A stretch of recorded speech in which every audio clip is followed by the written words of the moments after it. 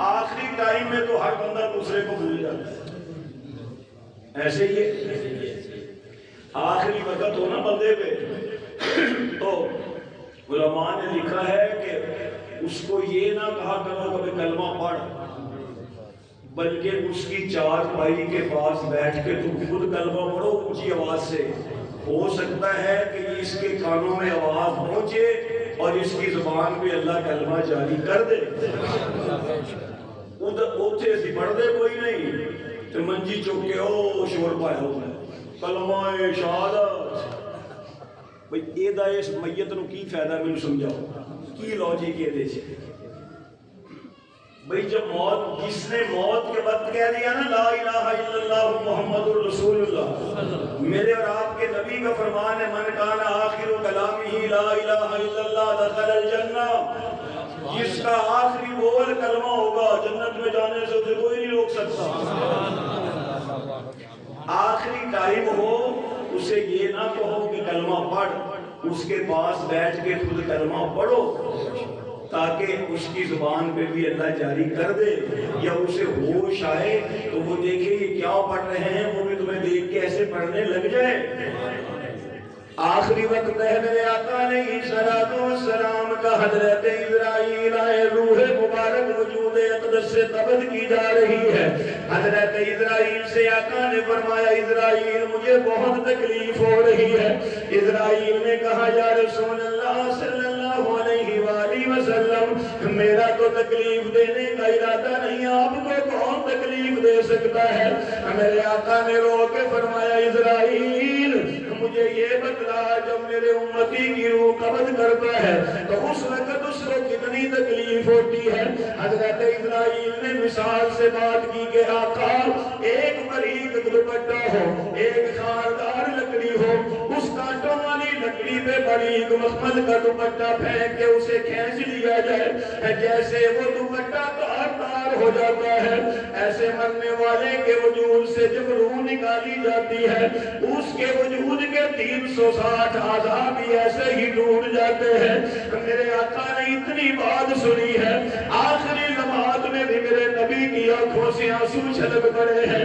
آقا نے فرمایا اسرائیل آج سے لے کر قیامت کی صبح تک میری امت آئے گی اور میرے سارے امتیوں کو نزا کے وقت جو تو نے تکلیف دینی ہے آج وہ ساری تکلیف محمد کے سینے پہ نکال لے۔ میں ساری امت کا دکھ سینے پہ برداشت کر سکتا ہوں لیکن میں اپنی کسی امتی کو دکھ میں برداشت نہیں کر سکتا۔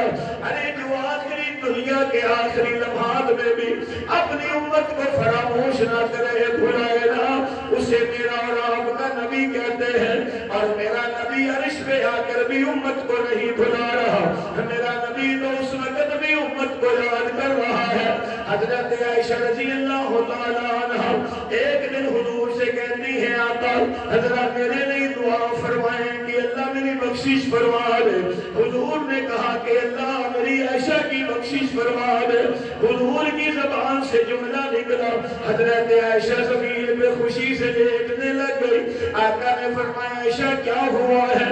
فرمایا آقا میں کتنی خوش نصیب ہوں، میری بخشش کی دعا زبان نبوت کر رہی ہے۔ آقا نے فرمایا عائشہ یہ دعا تو میں ہر روز 70 مرتبہ اپنی پوری امت کے لیے کرتا ہوں، اپنی ساری امت کے لیے کرتا ہوں۔ میں اپنے اللہ سے 70 مرتبہ کہتا ہوں اللہ میری امت کو معاف کر دے، اللہ میری امت کو معاف کر دے، اللہ میری امت کو معاف کر دے۔ ارے جو فرش سے لے کر عرش کی بلندیوں تک بھی آ جائے اور وہاں آ کر بھی اپنی امت کو نہ بھولے اسے رحمت للعالمین کہتے ہیں۔ آگے لمبی باتیں ہیں۔ اللہ پاک نے معراج والی رات حضور کو نمازوں کا تحفہ دیا، ایسے ہی، اور واپسی میں ایک نبی سے ہی ملاقات ہے، حضرت موسیٰ علیہ السلام سے، باقیوں سے نہیں۔ علماء نے لکھا ہے اس کی وجہ یہ ہے کہ حضرت موسیٰ علیہ السلام نے جب اللہ سے کہا تھا نا اپنا دیدار کروا، تو اللہ نے فرمایا کہ تو میرا دیدار نہیں کر سکتا، تو حضرت موسیٰ علیہ السلام نے کہا یا اللہ پھر اس کا کروا دے جو تیرا کرے۔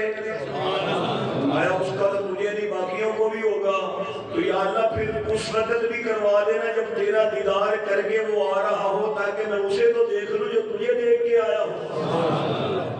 اس لیے وہ رستے میں کھڑے تھے، اور حضور علیہ السلام نے فرمایا اللہ پاک نے نماز کے تحفے کے ساتھ مجھے شفاعت کبریٰ کا تاج یہ گفٹ بھی دیا کہ میرے محبوب قیامت کے دن شفیع المذنبین آپ ہوں گے۔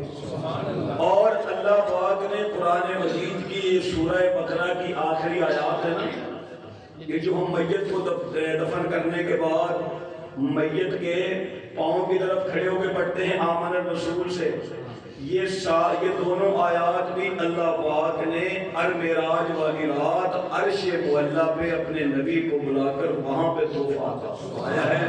آئندہ جمعہ انشاءاللہ یہ دو آیات پہ ہوگا۔ آخر دعوانا